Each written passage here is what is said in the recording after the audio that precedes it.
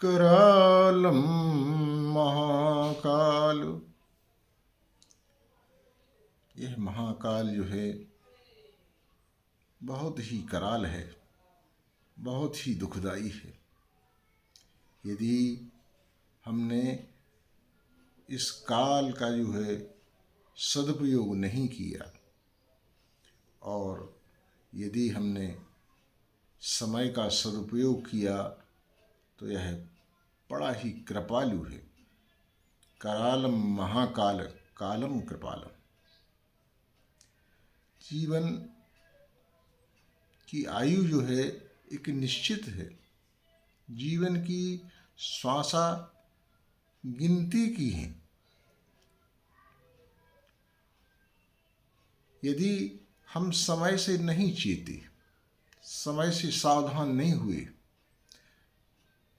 तो हमें जीवन में पश्चाताप के अलावा कुछ भी मिलने वाला नहीं है। आछे दिन पाछे गए, गुरु से किया न हेत। यदि हमने अपने अनुकूलता के समय में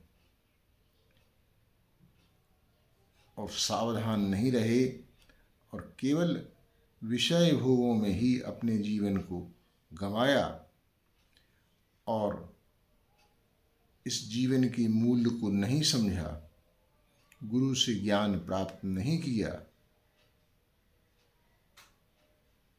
आछे दिन पाछे गए, गुरु से किया न हेत। अब पछताए होत का, जब चिड़िया चुग गई खेत। गई बहुत थोड़ी रही, नारायण अब चेत। काल चिड़ैया चुग रही, निस दिन आयु खेत। यदि हम सावधान नहीं रहे, गफलत में अपनी जिंदगी खो दी, तो यह काल रूपी चिड़ियाँ जो है हमारे जीवन की फसल को चुग जाएंगी और हमारे हाथ कुछ भी लगने वाला नहीं है। बड़ी सुंदर बात जो है किसी कवि ने अपने एक दोहे में समझाई है कि हमारे जीवन का एक एक क्षण जो है कितना कीमती है,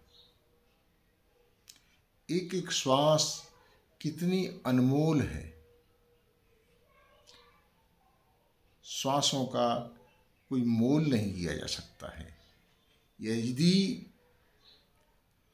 तराजू पे तीनों लोगों की संपदा को रख दिया जाए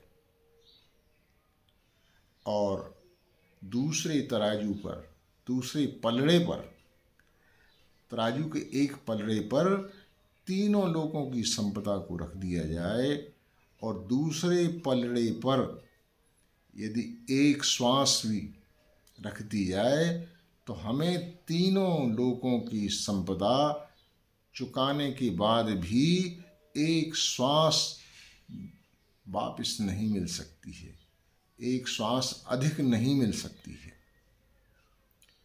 इसका यथार्थ अनुभव तो हमें तब होता है जब हमारा कोई प्रियजन, हमारा कोई आत्मीयजन अस्पताल में भर्ती रहता है और जीवन की अंतिम श्वासों को गिनता रहता है। उस समय यदि किसी बड़े से बड़े चिकित्सक से भी कहा जाए कि डॉक्टर साहब हमारे मरीज की एक श्वास बढ़ा दो आप, तो वह दोनों हाथ खड़े कर देता है। वो कहता है कि यह मेरी सामर्थ्य के बाहर है। तो किसी महापुरुष ने कितनी बड़ी चेतावनी दी है कि कहता हूँ कहे जात हूँ, बजा बजा कर ढोल, श्वासा रीतो जात है, तीन लोक को मोल। तीनों लोकों की संपदा के बराबर भी जो है एक श्वास नहीं प्राप्त की जा सकती है। अतः गोस्वामी जी ने मनु जी के संदर्भ में, मनु जी के द्वारा ही यह बात कहलवाई है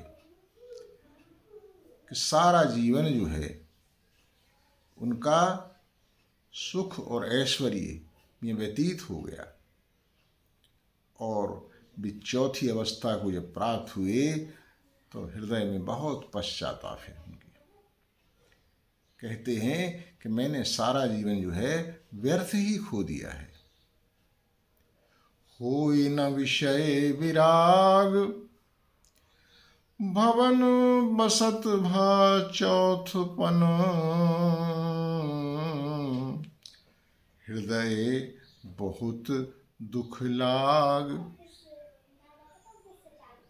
विषय भोगते हुए जो है हम कितनी भी आयु प्राप्त कर लें, लेकिन हमें वह जीवन छोटा सा ही लगता है। ऐसा लगता है कि विषय को हम भोगते ही रहें, और भोगते ही भोगते हमारा सारा जीवन जो है व्यतीत हो जाता है।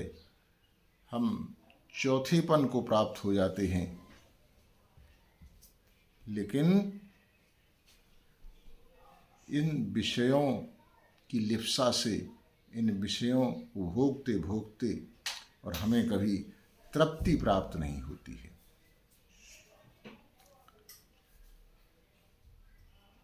कभी जो है गोस्वामी जी ने लिखा है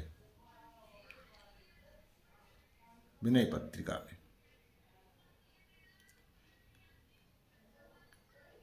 बुझे कि काम अगनि तुलसी बहु, विषय भोग बहु घीते। विषय भोगों की अग्नि पर यदि, काम की अग्नि पर यदि विषय भोगों का घी डाला जाए और हम विचार करें कि यह काम की अग्नि और बुझने वाली है, तो यह असंभव सा कार्य है। अतः उसी बात को पश्चाताप करते हुए मनु जी महाराज कहते हैं, होए न विषय विराग, भवन बसत भा चौथपन, हृदय बहुत दुख लाग, जन्म गयो हरि भजन बिनो। वास्तव में इस जीवन का सच्चा लाभ यही है कि हम मनुष्य देह को प्राप्त करके और भगवान का भजन नहीं किया तो यह समझिए कि हमारा जीवन व्यर्थ ही जा रहा है। मन पछते हैं अवसर बीते, दुर्लभ देह पाए हरि भजित, मन कर्म वचन अरु हिते। जय श्री सीताराम।